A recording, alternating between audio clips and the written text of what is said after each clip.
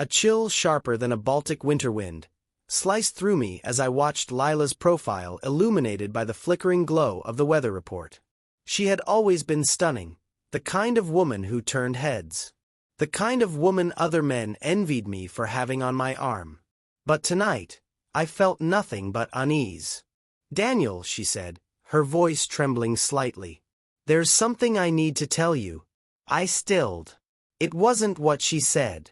It was how she said it. There was a tightness in her voice, a hesitation that sent warning signals through my gut. "Go ahead," I said, keeping my tone even. She took a slow breath, fingers tightening around the stem of her wine glass. "It's about Nathan Carter." A name I hadn't heard in years. A name that still felt like a jagged piece of glass pressing against my past. My jaw tightened. "Bum blasted," I muttered under my breath. The nickname still tasted like rust in my mouth. Lila's eyes flickered with something. Guilt? Regret? Excitement? I couldn't tell. He was back in town recently. Some friend's wedding. He met Sophia Grace Thompson. A slow dread settled in my stomach. Sophia. I knew her. And I knew the story. Nathan had made a vow after Lila left him. A promise, whispered over drinks and laughter, that had become a legend in our old circles. That one day, he'd get her back. And he wouldn't just get her back.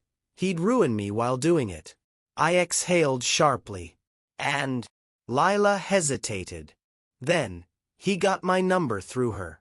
"We've talked." A brittle silence stretched between us. I forced myself to remain calm. "Talked," I repeated, as if testing the word on my tongue. "About what, Lila?" "Old times. The glorious days of him cheating on you and getting a shotgun blast for his trouble." She flinched, but her voice remained steady. "That was a long time ago, Daniel. People change." I let out a humorless laugh. "People don't change, Lila. They just get better at hiding who they are." She exhaled. "He's different now. He apologized. He wants to talk." Talk. I felt something cold and bitter take root in my chest. And where exactly does this talk happen? Some coffee shop? A friendly lunch? Lila hesitated. Then softly. "He invited me to Capri." Everything inside me froze. Capri. The playground of the elite. The place people go when they don't want to be found. I forced myself to speak. "Capri," I echoed, my voice dangerously low. "And you said what?" She looked away. "I said I'd think about it." A sharp, humorless laugh burst from my throat. "Think about it?" She fidgeted with her glass. "Daniel, it's a once-in-a-lifetime opportunity. We could never afford something like this. Not with the summer house expenses." I slammed my glass down on the table, the sound cracking through the room. "So that's what this is about. A free vacation." Her voice wavered. "It's not like that." "Then what is it like, Lila?" Silence. She had no answer. I leaned back, the reality settling in. "You were engaged for what? A few months. He slept with someone else. That's hardly a basis for a nostalgic reunion." Lila bit her lip. "You don't understand. We had dreams back then." "Dreams."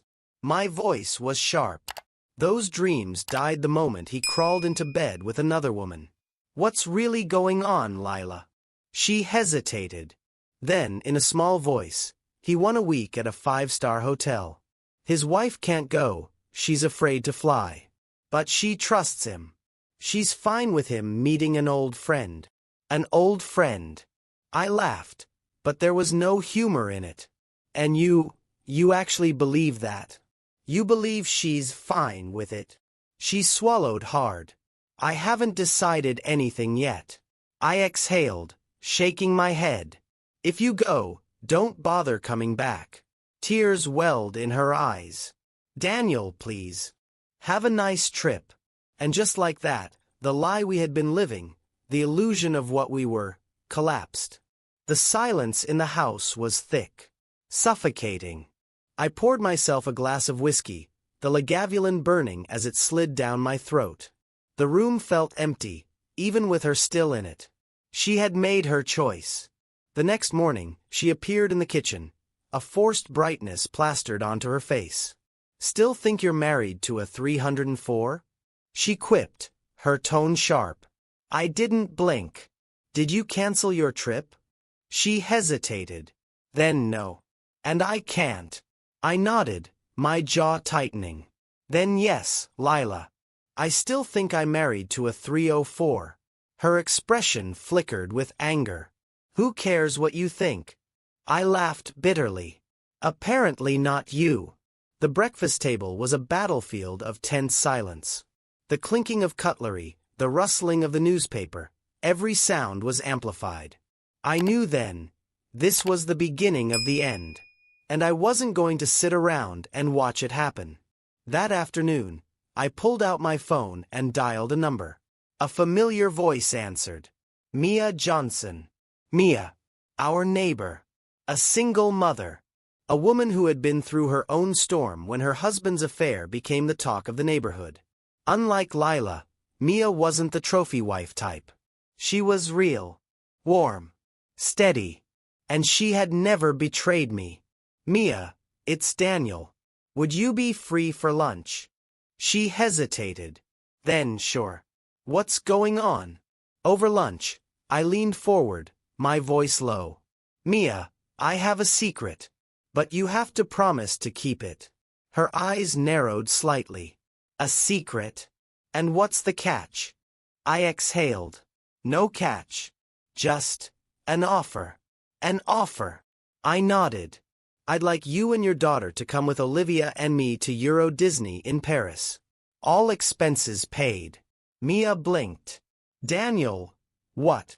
"Just say yes." A pause. A long, considering look. Then, a slow nod.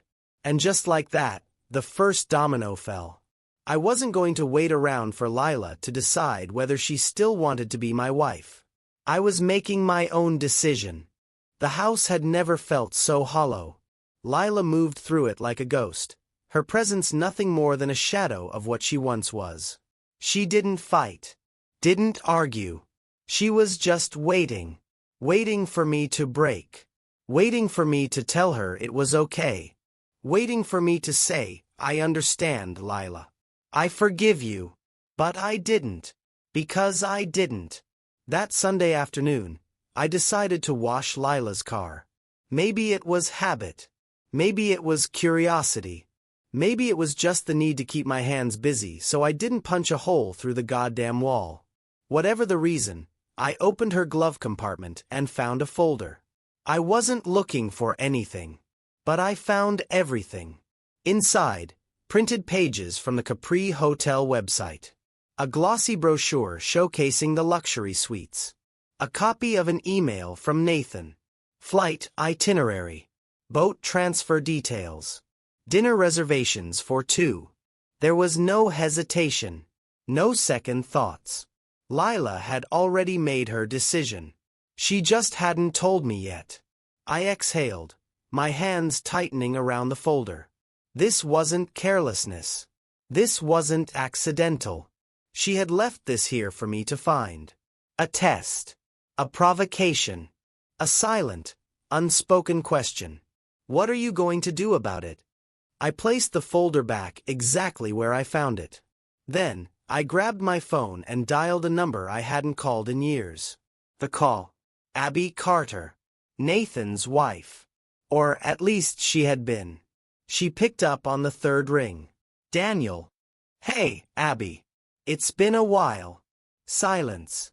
Then, cautiously, "It has." "What's going on?" I exhaled. "It's about Nathan." A long pause. Then she let out a humorless laugh. "Of course it is." "What do you mean?" She sighed. "I mean, I'm not surprised. I should have left him years ago, Daniel. But I was stupid. I thought he'd change." "So you knew. Not about Lila specifically, but about others. He does this. He plays these games. He makes promises. And then he leaves a trail of destruction behind him. A cold realization settled into my bones. Nathan didn't just want Lila. He wanted to destroy me. This was never about love. This was about revenge. And I had just given him the perfect opportunity. The next morning, Lila didn't even try to hide it. She packed her bags, humming under her breath. I stood in the doorway, watching her. Waiting for her to say something. Waiting for her to tell me this was a mistake. Waiting for her to look at me and realize what she was throwing away. But she didn't. She zipped up her suitcase, smoothed down her dress, and said, "I'll be back next Sunday." I laughed. "No, you won't." For the first time, she hesitated. She looked at me, and for a flicker of a second, I saw it. Doubt. Fear. A small, hesitant whisper of, "Am I making a mistake?" But she shoved it down. Smiled. "We'll talk when I get back." And then she walked out the door. I didn't follow her.